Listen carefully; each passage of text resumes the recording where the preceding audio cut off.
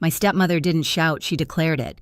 Standing in the garage doorway, rain pounding behind her, she locked eyes with me and said, "Get out of my house." No trembling, no regret, and my father.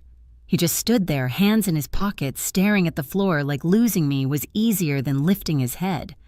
So I walked into the night with nothing but a duffel bag and a promise I didn't dare say out loud. Years later, when they showed up at my office door expecting money, they had no idea the girl they threw away wasn't the one opening it. But that's not even the part that shocked them most.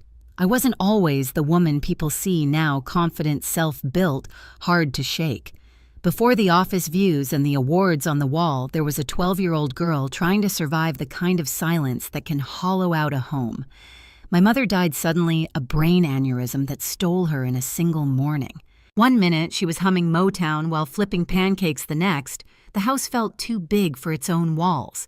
My dad and I tried to keep moving, heating frozen dinners, sorting laundry, we never folded right, pretending we weren't drowning in the quiet she used to fill. For a while, it really was just him and me.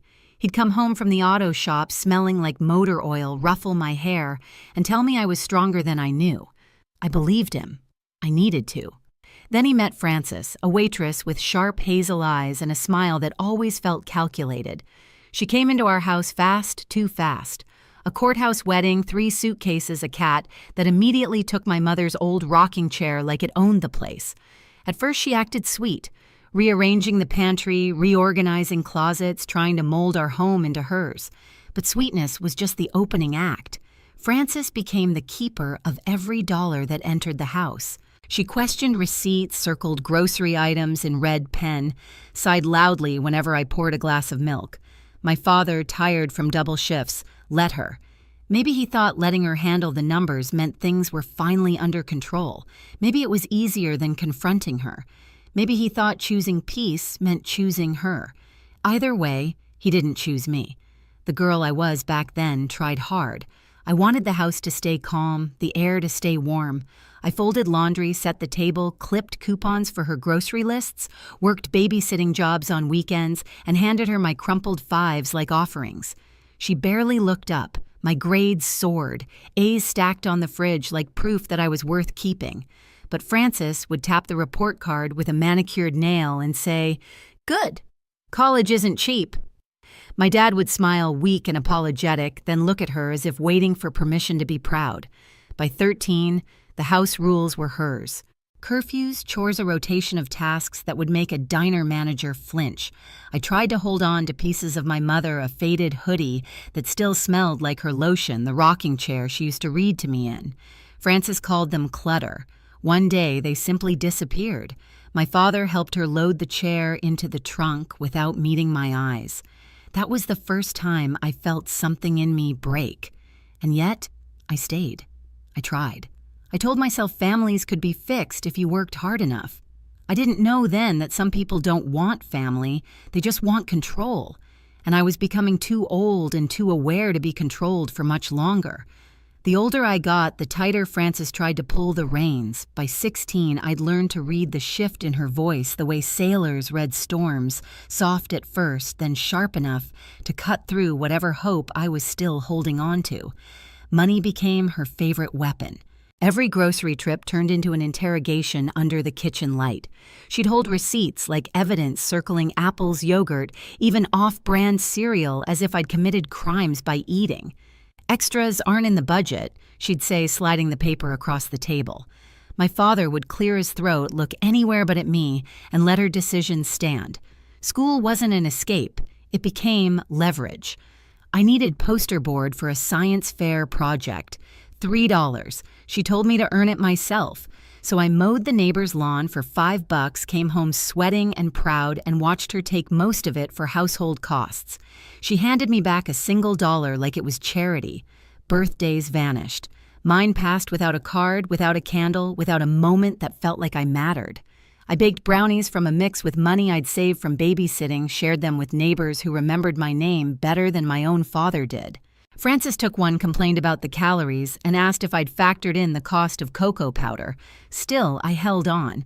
I kept telling myself she'd ease up, that my father would eventually see what was happening, that if I stayed patient, stayed quiet, stayed good, something would shift. But the house only grew colder. The real turning point didn't arrive with shouting or slammed doors. It arrived quietly in a single sentence that snapped the last thread holding our family together. I had just come home from school clutching a history test marked 98% in bright red ink, the kind of grade I used to celebrate. My father was in the recliner, Frances perched on the armrest flipping through paint swatches for what used to be my mother's sewing nook. When I stepped forward holding out the paper, Frances didn't even look at it. She just said, almost casually, "One income, one child. That's the plan now. Blood or not, grown girls need to stand on their own 2 feet." My father opened his mouth as if to object, then closed it. No words, no defense, no recognition of the effort I'd poured into every A, every chore, every dollar I brought home.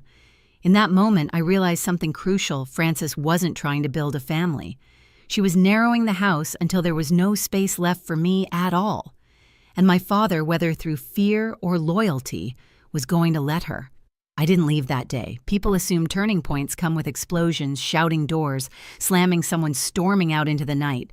But real breaking points, they're quiet. They settle into your bones long before anyone else notices. They remake you from the inside out. After Frances announced that the house had 1 income, 1 child, something inside me went still. Not numb, clear. The kind of clarity that comes when you finally understand a truth you've been trying not to see. I wasn't part of this family anymore. I was an expense, a burden to be minimized until I either broke or disappeared. So I made myself disappear on my own terms. I started small. I worked more shifts at the fast food place off Atlantic Boulevard, slipping my uniform into my backpack before heading out each morning. Frances assumed I was lingering at school. My father never asked. I saved every tip that didn't get snatched out of my hands, hiding the cash in a coffee can labeled college and stashing it under the loose floorboard beneath my bed. I studied harder than ever, not because I hoped Frances would notice, but because I needed a future she couldn't reach. History summaries scribbled on index cards, marketing blogs printed in the school library, college brochures tucked behind textbooks so Frances wouldn't find them and call them wishful thinking. At home, I learned to blend into the background. I moved quietly, spoke softly, avoided fights, not out of fear, out of strategy. I realized something powerful at 16. Silence is camouflage. When you stop reacting, people who thrive on control can't find leverage. They can't twist the knife if you stop bleeding for them. So when Frances nitpicked the price of fruit, I nodded. When she took most of my babysitting money, I let her. When she bagged up half my clothes for donation, I folded the empty drawers without a word. She thought she was winning. What she didn't know was that I was building something she couldn't see, something she couldn't stop. My quiet plan. By 17, I had mapped out my escape down to the hour. I applied for scholarships in the school computer lab during lunch. The guidance counselor helped me format my essays, believing every word of my self-motivated, highly disciplined persona. She didn't know those traits were survival mechanisms. I researched community colleges in St. Augustine, the closest place I could imagine rebuilding a life. I figured out the bus routes. I checked which campuses had work study. I printed everything, slid the papers between pages of a novel Frances would never touch. But the most important part of the plan wasn't the scholarships or the grades or even the money hidden under my floorboard. It was my Aunt Dana. She was my mother's younger sister, the only adult who still wrote me birthday cards even when Dad forgot to mention it. Sometimes she'd call the house, her voice warm, with the kind of love that isn't loud but steady, like a porch light that never burns out. I never told her how bad things were, but she always knew enough to ask questions in the soft way nurses do when they're searching for the truth behind your answers. One night, standing alone in my room, listening to Frances criticize the electric bill through the wall, I wrote Dana a letter. Not a confession, just the facts. Just enough to say I might need you soon. I sealed it, hid it in my backpack, and waited for a moment when Frances wasn't watching the mailbox like a hawk. That letter was my lifeline before I even knew how much I'd need it. Things escalated fast after that. Frances found my college brochures while cleaning. She waved them like contraband. This fantasy isn't in the budget. Be realistic, Kayla. My father stood behind her, rubbing the back of his neck, eyes tired. No one asked why a 17-year-old should already understand the weight of mortgage notices and grocery receipts. The next week, she found the envelope of tips I'd saved. She didn't ask, it simply became car insurance money. My father watched without speaking a single word. That was the moment I understood I couldn't wait to turn 18. I couldn't wait for scholarships. I couldn't wait for a future she hadn't approved. My path wasn't something I would step into someday. It was something I needed to run toward now. The night everything happened, the night she ordered me out of the house, wasn't a surprise. Not really. When someone spends years pushing you closer and closer to the edge, you eventually learn how to land on your feet. As Frances shouted in the garage doorway, telling me to leave tonight, not tomorrow, I felt a strange calm settle over me. She thought she was staging a final blow. She thought I'd break, cry, beg, but she didn't know I had already planned my exit. She thrust a duffel bag into my hands, then a bus ticket. One way. Your aunt knows. My father hovered behind her, his silence familiar, almost expected. I stepped into the Florida night with only one thought: I'm ready. The bus station smelled like metal and coffee. The ride was long and dark, but I watched the streetlights flash past like mile markers leading me toward the life I'd been building in secret. When Dana opened her door hair in a messy bun, flannel pajamas, eyes wide with worry, I stepped into the warm glow behind her and felt something I hadn't felt in years. Relief, safety, possibility. She didn't ask for explanations. She didn't demand proof. She simply said, "You're staying as long as you need." And for the first time since my mother died, I believed someone, because the quiet plan I'd built piece by piece had finally carried me to a place where I wasn't a burden, where silence didn't punish, it protected. I didn't know it then, but everything that came next, the success, the power, the revenge, would grow from that moment when I realized I wasn't helpless. I was free. Success didn't land on me overnight.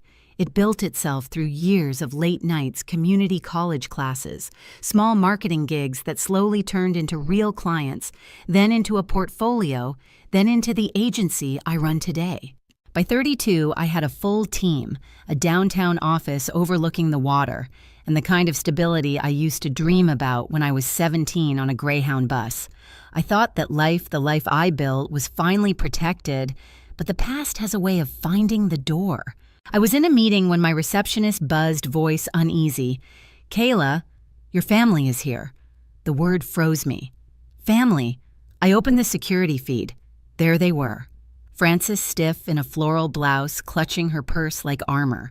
My father a few steps behind her, hands deep in his pockets, eyes glued to the floor, same posture he wore the night he let me go.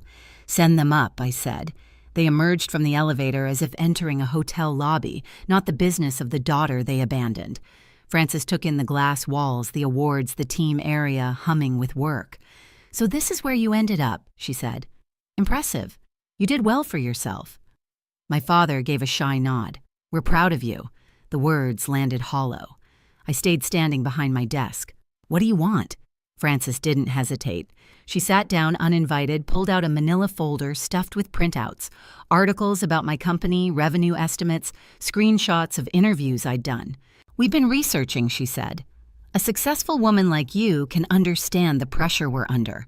She slid a page across my desk, a number written in thick marker, $150,000. "For a condo," she explained, "and Wayne's medical needs are piling up. Family supports family." My father added quietly, "It'd really help us, Kayla. You can afford it." Something inside me stilled, not fear recognition. The same entitlement Frances wielded in Jacksonville, the same silence from my father, as if the years between us had never happened. "No," I said. Frances blinked. "No, but I'm not giving you anything." Her smile cracked. "You owe us.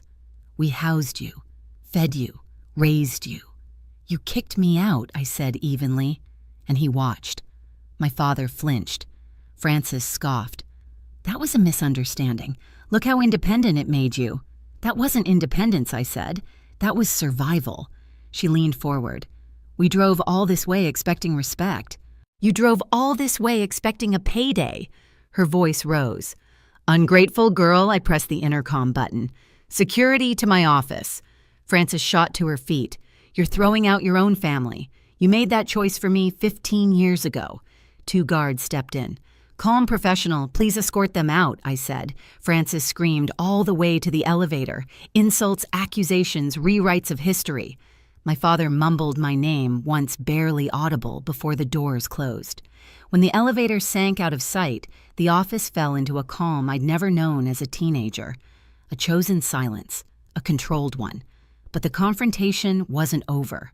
3 weeks later, after a client lunch, I walked out to the parking lot and found my car blocked by a beat-up sedan. Frances burst out, face-twisted voice shaking with rage. "You think this is over?" she yelled. "You will give us that money." My father stayed in the driver's seat, eyes fixed on the steering wheel, doing what he'd always done, nothing. Frances came closer, grabbing my arm hard enough to wrinkle my sleeve. "You owe your blood." I stepped back. "You're violating the restraining order." Leah beside me was already recording. Police arrived within minutes. Frances was handcuffed, still shouting my name like a curse echoing down the street. My father never stepped out of the car. As the cruiser door shut on her, her voice fading behind the glass, something inside me finally settled. Not triumph, not revenge, just closure. And the knowledge that this time the door closing wasn't hers, slamming on me, it was mine locking the past out for good. The strange thing about closure is that it doesn't arrive with applause. There's no cinematic swell, no triumphant soundtrack, no moment where the world acknowledges what you've survived. It comes quietly, almost shyly, like a change in the weather. You only notice it when you realize the air isn't heavy anymore.